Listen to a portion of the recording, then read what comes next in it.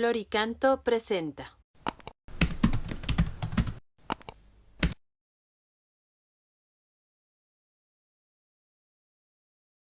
Número 482 del Compendio del Catecismo. ¿Qué se requiere para la paz en el mundo? Para la paz en el mundo se requiere la justa distribución y la tutela de los bienes personales, la libre comunicación entre los seres humanos, el respeto a la dignidad de las personas humanas y de los pueblos, y la constante práctica de la justicia y de la fraternidad. Bueno, como veis, la pregunta es muy práctica, porque dice, a ver, ¿qué se requiere para que la paz sea posible? ¿En qué bases tiene que sustentarse? Y yo he contado cinco bases, que vamos a irlas desgranando. La principal, o la primera, justa distribución de los bienes, ¿no? La tutela de los bienes personales, es decir, darle a cada uno lo suyo. Obviamente eso es muy importante para la paz, ¿eh? Decía el Papa Pablo VI, San Pablo VI, porque está ya canonizado, decía él que el nuevo nombre de la paz es la justicia.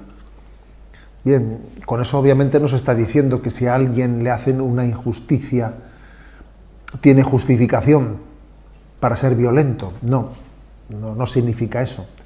Pero claro, decir que el nuevo nombre de la paz es la justicia es entender que, claro, que no solo hay que luchar contra la violencia en sus efectos, sino en sus causas. Hay que intentar luchar contra la violencia pues, en las causas que la generan. Y obviamente entre las causas que generan la violencia está la injusticia.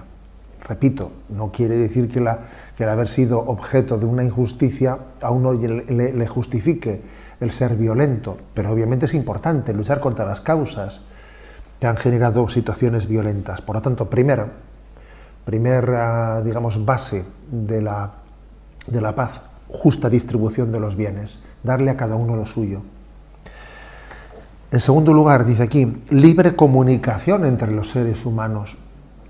Y alguno podría decir, bueno, pero la libre comunicación entre los seres humanos también puede traer muchos problemas, ¿eh? Cuando existen encuentros y debates, a veces vienen las polémicas, muchos conflictos. Un dictador podría pensar, si yo impido que la gente se comunique entre ellos, y por ejemplo, pues, si corto internet, si corto tal, pues de alguna manera estoy haciendo que cada uno viva en su pequeña burbuja y así no existan conflictos, ¿no? Pero eso no es creer en el hombre, no es creer, ¿no?, en todas las potencialidades que tiene el hombre, porque es verdad que pueden surgir conflictos en el encuentro entre nosotros, en la diversidad de sensibilidades, porque es difícil, ¿no?, conjugar una sociedad con personas distintas en sus sensibilidades, pero es que existe el hermanamiento, existe la capacidad de sumar, existe la fraternidad, ¿no? Por eso creemos en la libre comunicación, en la importancia de poderse expresar, de tener libertad en esa expresión, porque son más los bienes que se va a derivar de ello que los males, porque además los males no tienen su causa en la libertad de expresión, sino más bien en otros motivos diferentes, ¿no? En tercer lugar, dice, respeto a la dignidad humana. Fijaros que dice dignidad humana. No únicamente dice los derechos humanos obviamente, pues claro, están totalmente ligados a la dignidad, pero el hecho de que insista el respeto a la dignidad humana es como una invitación a ver en el hombre el misterio que trasciende al hombre. En el hombre hay algo que le trasciende infinitamente al hombre, que es su ser, imagen y semejanza de Dios. Cuando uno descubre que ese interlocutor que tengo es imagen y semejanza de Dios, que Dios le ha querido, que Dios le ha creado, y cuando uno le ve en esa dignidad, alguien querido por Dios, pues obviamente le trata con un respeto muy distinto, porque ha descubierto su dignidad, que va más allá incluso de ser un titular de derechos, ¿eh?, que es alguien que ha sido querido por Dios.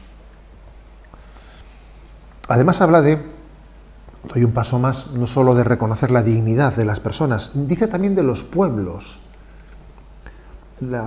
el respeto a la idiosincrasia de los pueblos, ¿eh?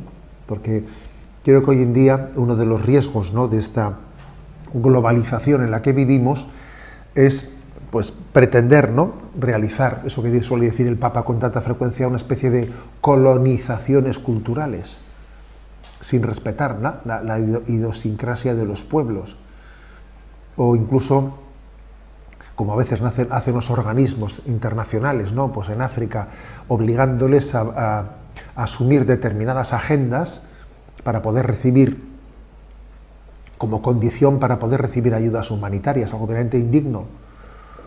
O como dentro de la propia Europa también ocurre, ¿no?, presiones hacia estados, como ha acontecido, pues, en Hungría o en Polonia, que no se querían someter, ¿no?, a una agenda ideológica, y entonces diciendo, pues, que las ayudas económicas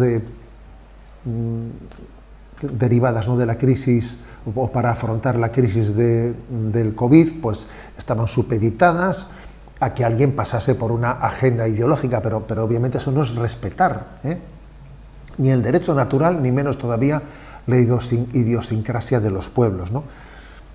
La paz requiere, ¿no?, respetar a las personas en su dignidad y a los pueblos también en su idiosincrasia. Y luego dice, por último, este punto que es muy importante, la práctica constante de la justicia y de la fraternidad. O sea, no solo mantener unos principios, ¿no?, que a veces somos muy abstractos, sino ponerlos en práctica, poner en práctica iniciativas de justicia, iniciativas de fraternidad. Y eso va generando, cuando la justicia y la fraternidad es algo muy práctico, o sea, muy de todos los días, supone que uno va educando pues el alma personal y el alma de los pueblos en pensar en los demás. Voy a pensar en los demás, me voy a poner en su situación. Trata a los demás como te gustaría que ellos te tratasen a ti, ¿no? Ponernos en la situación del otro. Eso es en lo que deriva, pues, esa práctica continua y constante de la justicia y de la fraternidad. Y estos son los fundamentos sobre los que se construye, o los fundamentos requeridos, ¿no?, para construir la paz en el mundo.